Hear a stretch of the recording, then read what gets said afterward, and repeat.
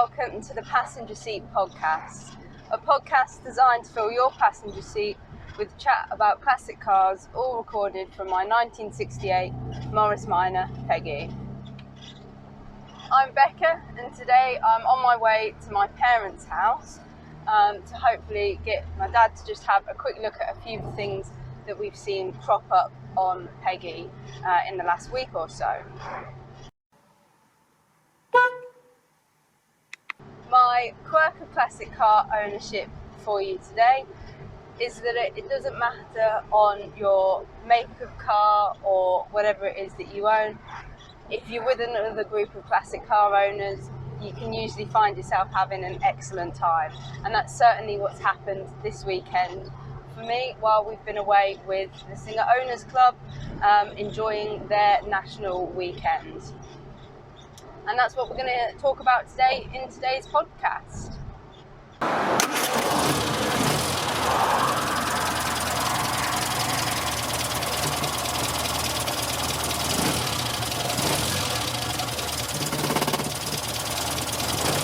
So, as I said, it was the Singer Owners Club National Weekend, the weekend just gone, and it's been an annual event for a really long time, but unfortunately the past few years, as with many things, it's not been able to go ahead. So this was my first time attending in my own car, because I obviously bought Peggy during the pandemic, but I have been going to Singer Owner Club's national weekends for a very long time. It's been kind of a club that my family have been part of since long before I was born, and with Dad's kind of collection of singers, a very handy club to be part of. But this particular national weekend was actually quite a special one. They were celebrating, admittedly, as with many things, a year late, their 70th anniversary as a club. So there was lots of kind of celebrating to be done. Lots of reminiscing of previous years, but also lots of welcoming of quite a few new members, because they've been doing really well in recent years in terms of membership going up, and so it was a good opportunity for them to finally welcome all of these new members with a big face-to-face event. This year's event was taking place up and around the Nottingham and Derby area, and they were all staying in the Marriott Nottingham Belfry, but unfortunately that had got kind of booked up quite quickly for the Singer rooms at least. So we found another hotel just 6 miles down the road, and that was where we headed for on Friday when we set off. I was at work on Friday, so we finished with work and then set off. My parents, given that they were driving up in the 1931 Singer Junior and the Singer Chamois, the Lulu the new acquisition, set off a little bit earlier because going in convoy with a 1931 car does take a little bit more time, but we set off kind of when we'd finished, and I'd been able to organise with my insurance company adding Jamie to the insurance and having an early renewal essentially, which was really good, and it meant that he was able to have his first time driving Peggy out on the roads on our way there. So he actually took the first part of the driving, drove her from our house onto the A1, and then for a little bit of the A1 on the Friday drive up there. He seemed to be reasonably enjoying himself, although I think it will take a little bit of bribery for him to actually openly admit that.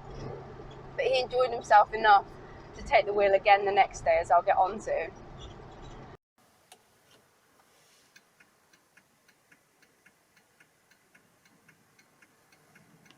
We managed to make pretty good time, and we were at our hotel, Eastwood Hall, in Eastwood, which is where I think D.H. Lawrence is from.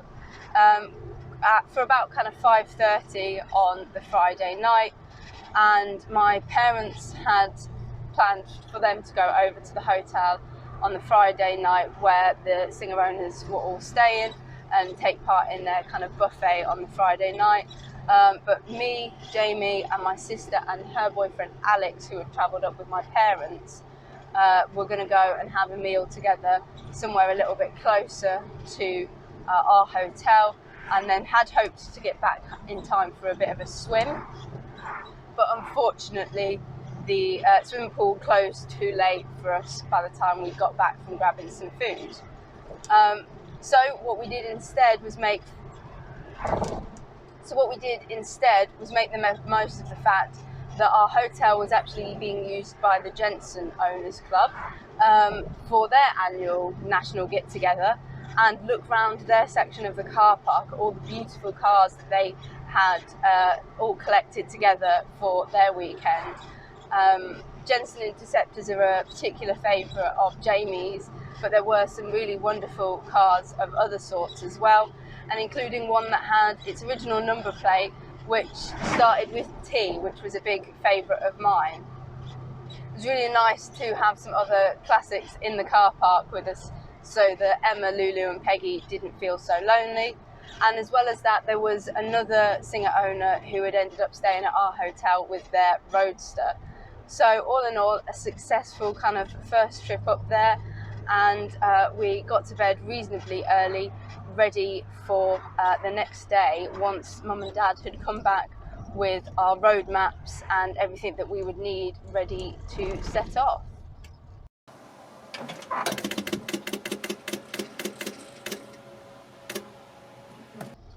So, Saturday morning, we woke up nice and early to take advantage of the wonderful breakfast at the hotel.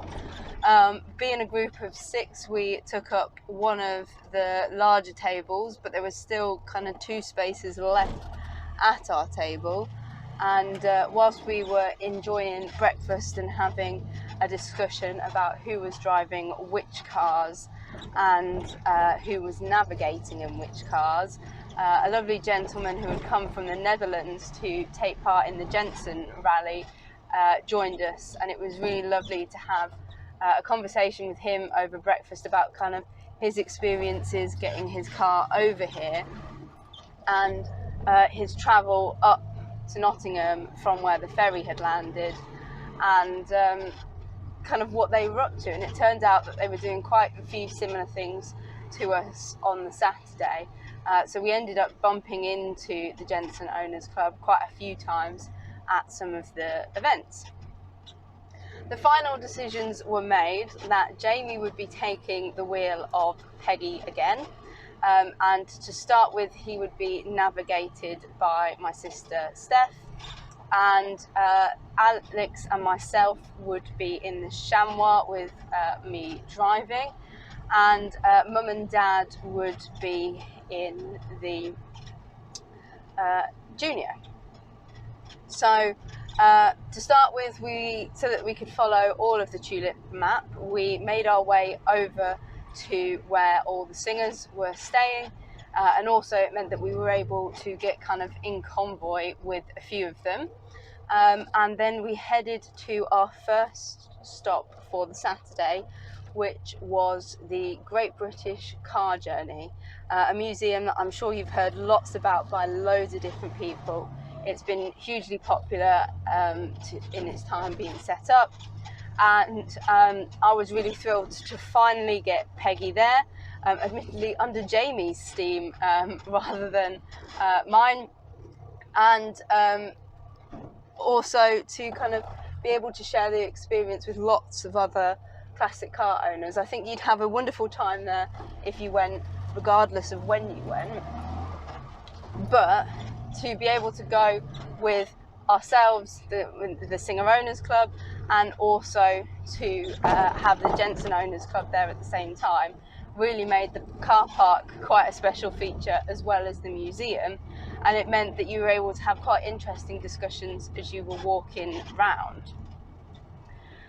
The drive over had been lovely as well. We'd had quite a successful convoy over, and it was really enjoyable to have kind of essentially brought our own convoy with a group of 3 cars, and then also be intermingling with quite a few of the other singers as well. Peggy doing a fantastic job of kind of trying to stealth her way in. And Jamie had coped really well with what was not easy driving in some places. There was quite a lot of stop-start traffic during one part of it because of some traffic lights, and there was also quite a few hill starts and really challenging things for somebody who had essentially only really taken to driving the car the day before quite seriously. So he'd done really well. Additionally, our navigators, Steph being a little bit more familiar with tulip maps from kind of doing these sorts of things while we were younger, but also Alex really took to the tulip maps, and they're really a fascinating and interesting way to navigate your way round in a classic convoy, and I really enjoy them.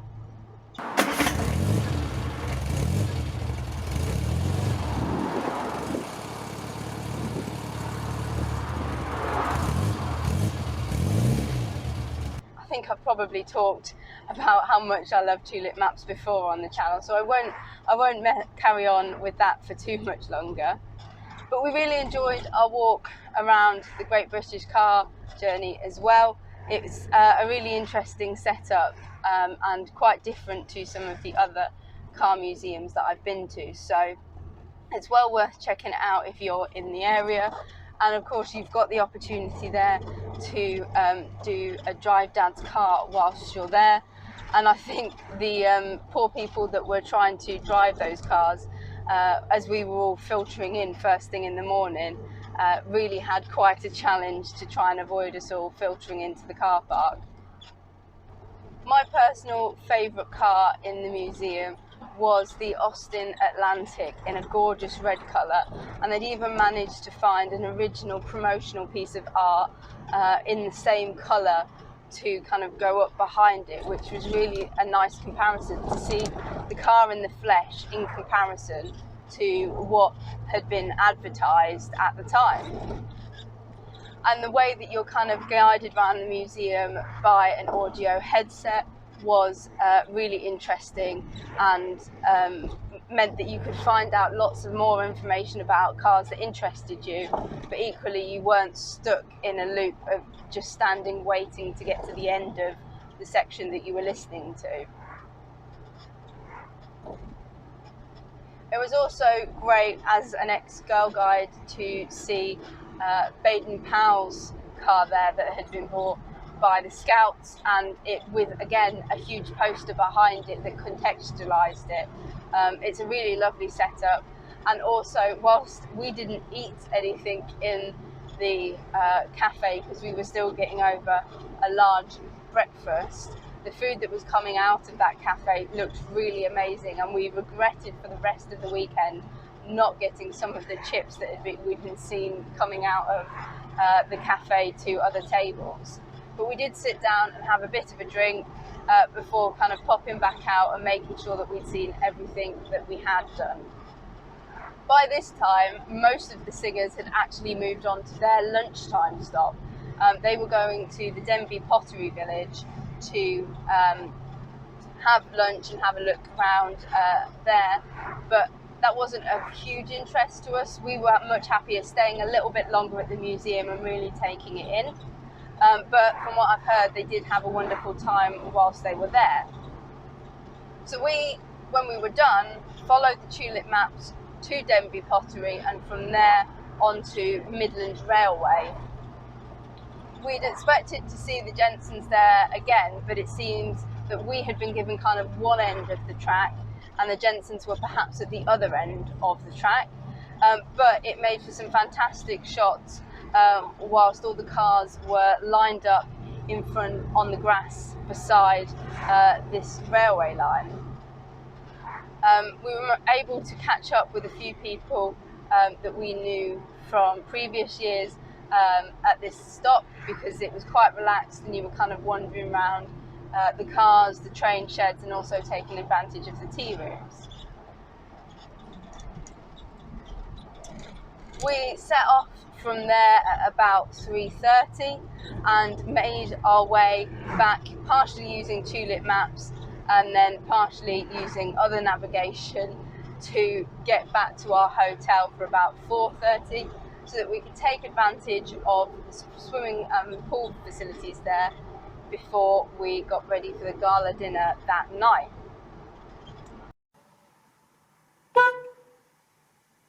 We'd had a lovely time in the pool and everything, and then we spent a bit of time in our rooms getting ourselves ready for the gala dinner. Dad's junior, whilst it had been doing really well during the daytime, he doesn't like using it too much at night, as he affectionately refers to the headlights as candles. So we decided that we would go over in force in 60s vehicles to their hotel for the gala dinner in the evening.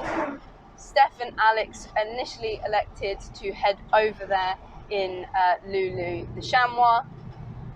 However, apparently the legroom wasn't that good in the back for Alex's quite tall frame, so apparently they were quite folded up in the back of the Chamois, though it was quite comfortable and enjoyable when I was driving it. And I'm hoping that in the not too distant future I will be doing a kind of comparison podcast for you, similar to the A40 one that I'd done, comparing it to the Morris Minor. But we made it over there with good time to spare, and again it was nice to be able to catch up with quite a few people as we were kind of stood around having drinks, chatting, etc. in the kind of function area before we were led into the main function room for the meal. Now, I've heard lots of things in the past about seating plans for weddings and things like that, but I suspect seating plans are incredibly difficult regardless of the event. But we have to commend whoever was involved in the seating plans for this particular gala dinner, as we as a table, as a group of 6, have been sat with a group of 4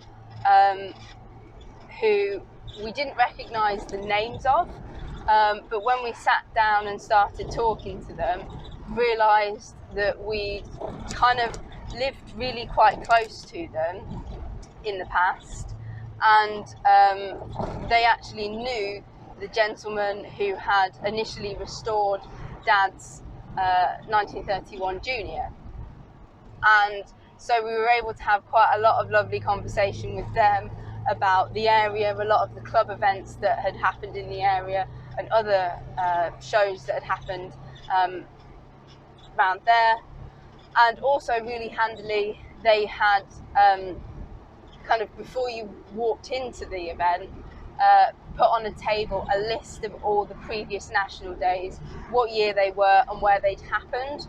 And my dad very cleverly had taken a photo of this so that we were able to have conversations with the people on our table about, oh, did you go to this year when it was at this place? And kind of compare just how many times we had missed each other and not realised that we'd lived so close together at one point.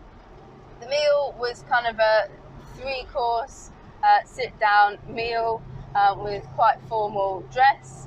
And that's kind of the way that the club has always done it. Sometimes there is a bit of a dance afterwards, but because of the size of the amount of people that were coming this year, especially following so many years of it not happening, they had not been able to organise the dance aspect. But it was still a really lovely kind of opportunity to sit down with people and have a good chat and get to know some more people. I know that they'd also done really well at mixing in some new people on these tables who were joining for their first ever National Day, so that they were able to get to know perhaps some people who lived quite close to them or had similar cars to them, therefore might be quite helpful for them to know. After the dinner, there was a few speeches, congratulations, some welcoming of new members, and the two boys, Alex and Jamie, also got welcomed to their first ever national weekend, which was really lovely. That they got a big round of applause from everyone. It was Mum and Dad's wedding anniversary on Saturday as well, so they got a big round of applause as well from everyone. And then after the meals and speeches and everyone being kind of welcomed back after 3 years, people started kind of moving around and talking to each other at various different tables, which was quite nice. Things wrapped up not long before midnight, and that gave us time to get things, head back to the hotel and try and get some sleep before our big event on the Sunday.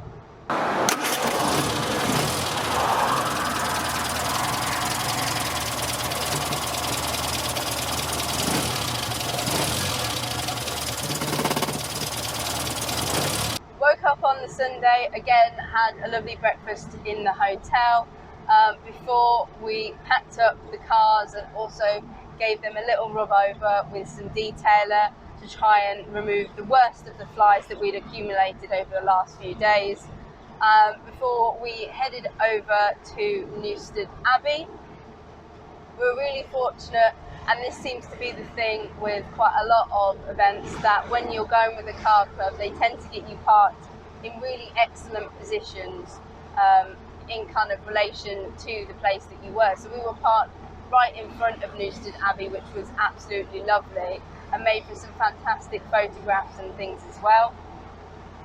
Peggy was parked up in Class 1 with all the other non-singer cars, and there was quite a few. In fact, I was told that a gentleman who had come in as Austin Healy had sold his Singer quite a few years back, but still really enjoyed taking part in the weekends, so carried on coming in his other classics. And so having that lovely class that was for non-singer cars was quite nice, and it meant that Peggy and all the other cars could take part in the judging that was happening. Emma was in Class 4, the pre-war cars, so parked up with kind of the seniors and things like that. Pre-war cars, if you know your singers, doesn't actually include as a class any of the Le Mans, the Nines or the Sports, because they all get put in a separate class because they've survived in much higher numbers than things like the seniors or the juniors. And finally, Lulu was parked up in Class 16, I think it was, which was for chamois, which was quite nice. She had 2 other singer chamois keeping her company, and then we would kind of set ourselves up with our seats and cups of tea, and enjoyed what was a day of really lovely weather. Really enjoyed walking around the cars and getting some photographs, having some really good conversations. I managed to meet up with a few of the new people that I'd seen from their Facebook group for the Singer Owners Club were making their way for the first time, and it was really nice to talk to them about kind of what their experience had been of the weekend or even just the day, and I'm hoping to get a few of them to come and talk on the podcast about their cars and why they bought a Singer or a pre-war car, for kind of a little bit of difference, because I know that the podcast has had quite a lot of kind of focus on 60s cars so far. Also, the really fun thing about the way that judging is done with the Singer Owners Club for the cars is that if you are in a class in a car, you are given the opportunity, unless the class is too small and therefore needs an independent judge, to do the judging. So whilst Emma and Lulu were in classes that were too small for involved judging, and therefore they had independent judges, Peggy was in a class that was big enough to for us to take part in the judging. So me and Jamie went round the cars that were in our class and had a good look around and kind of considered their engine, their interior and their exterior and things like that, before we decided that the Austin Healey that I'd already mentioned was kind of the strongest one for us, and definitely the one that we would most like to take home. So we really enjoyed being part of that, and it was really quite a nice thing that's kind of happened for a really long time. And I know that when we were younger, me and my sister really enjoyed going around and being part of the judging as well. So it's a really nice way to make sure that everyone's involved with the people that take home the trophies. The Austin Healey that we had voted for actually won, and so did Lulu and Emma. They both came first place in their class, which was a really nice surprise to come back to after I'd been wandering around some of the cars. Dad and Mum were really pleased, and Mum also won the best lady entrant, which is a really nice thing for her, which is really nice considering how she'd obviously driven the Chamois all the way up there, and it had been kind of a 90-mile trip, which was quite a long trip in a car, even a 60s car. Newstead Abbey was absolutely glorious. I was so busy enjoying the cars, I didn't have much of a wander around Newstead Abbey itself, but we did enjoy a little bit of a walk around the grounds, and it's really worth making the trip there if you can. And that's another thing that I really enjoy about the Singer Owners Club's national events, is that you're always going to a different place, and so you can really kind of make the most of the kind of location and enjoy kind of the house as well as the cars. And there's something for everyone, the kids, etc., when you're there on the day. About an hour or so after the judging had ended and the rosettes had all been handed out, it was time for the winners parade, which is always really nice. It means that the people who have got their prizes are able to kind of drive past, collect their trophy, have a photograph that will go in the magazine, and then carry on. So I tried to kind of film that so that you can kind of see what a nice experience that can be to be part of. And also it's really nice that everyone kind of comes together towards the end of the day on the Sunday and towards the end of the whole weekend, because some of the people have been there since kind of Wednesday, ready for a Thursday and Friday of events that were being put on. And it was really nice for everyone to come together to kind of applaud the winners and also have a nice chat with each other as the awards were being presented.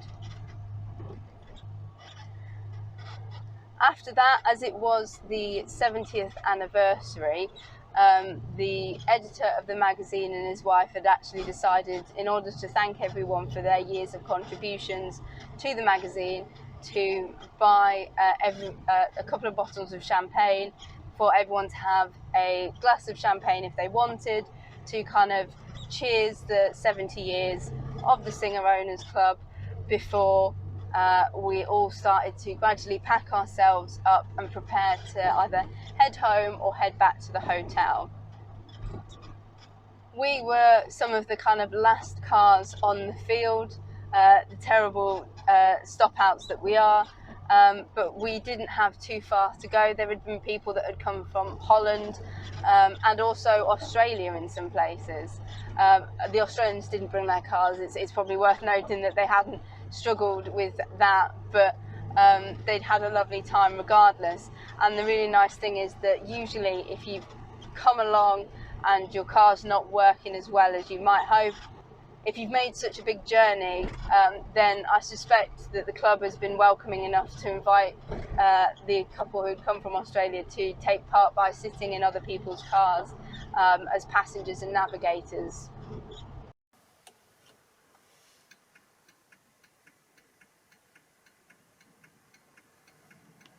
After we'd packed up everything, there was nothing more to do and kind of make the journey home. We'd had a really wonderful day and wonderful weekend, and it was really nice that we'd been kind of so involved, so included, and it was so nice to be back at an event with the Singer Owners Club after so long. Obviously, we had the trip to Grimstock Hall last year with our kind of local branch, which Peggy again infiltrated.